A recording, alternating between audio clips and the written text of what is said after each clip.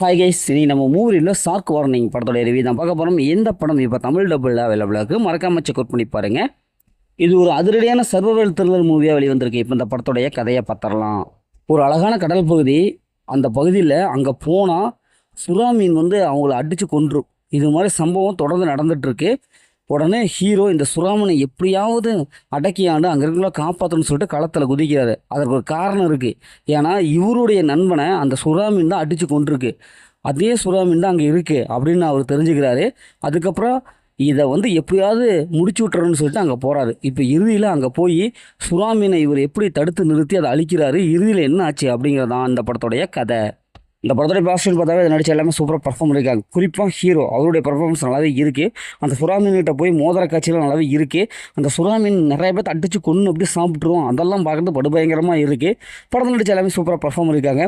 குறிப்பாக கடலும் சார்ந்த இடமும் நல்லாவே காமிச்சிருக்காங்க. அது நல்லாவே இருக்குது. ஃபர்ஸ்ட் ஹாஃபில் ஓரளவுக்கு நல்லாவே இருக்குது. படத்துடைய பிஜிஎம் பொறுத்தவரை நல்லாவே இருக்குது. சினிமாட்டோகிராஃபி சூப்பரான ஒரு விசில் ஆஃப்டாக கொடுத்துருக்காங்க.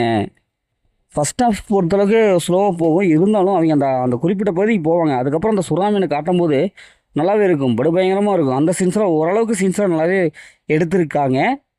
இந்த படத்தில் மைனஸ்ன்னு பார்த்தாவே செகண்ட் ஹாஃபுங்க. ஏன்னா செகண்ட் ஹாஃப் அந்தளவுக்கு இல்லை.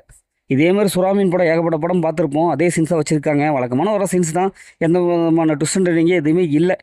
இவங்க நமக்கு அந்த கனெக்டிவிட்டி இல்லை, அந்த ஃபீலிங்ஸ் எல்லாம் எதுவுமே இல்லை. ஏன்னா இவங்க பார்க்கும்போது படம் பாடு ஓடிட்டுருக்கு. இது மாதிரி படமெல்லாம் எப்படியாவது இவங்க தப்பிக்கணும்ப்பா அப்படின்னு சொல்லிட்டு சீட்டோட நுனியில் உட்கார வைக்கணும். ஆனால் இங்கே அதெல்லாம் கிடையாது. மொத்தமாக படம் ஓடுதா அவ்வளோதான் அப்படிங்கிற மாதிரி தான் இருக்குது. அந்த கனெக்டிவிட்டி மிஸ் ஆகுது. அதேமாதிரி அந்த கிராஃபிக்கான கொஞ்சம் காமிச்சிருக்காங்க. ஒளிப்பதிவு அந்தளவுக்கு மிஸ் ஆகுதுங்க. ஏன்னா அந்தளவுக்கு சுறாமீன் பெருசாக எஃபெக்ட் ஒன்றும் போடலை. வழக்கமான வர கிராஃபிக் மட்டும் காமிச்சிருக்காங்க. படத்தில் அந்த மாதிரி சீன்ஸ்லாம் இருக்குது. அதனால் ஃபேமிலி தவிர்த்து தனியாக பாருங்கள். மொத்தத்தில் இப்படி சூப்பராக சொன்னால் இந்த படம் ஒரு ஒன் டைம் வச்சப்போ தான் நாங்கள் சொல்கிறேன். ஓகே, சுதேமா எடுத்த ஒரு புதிய மூவி ரிவ்யூ சந்திப்போம்.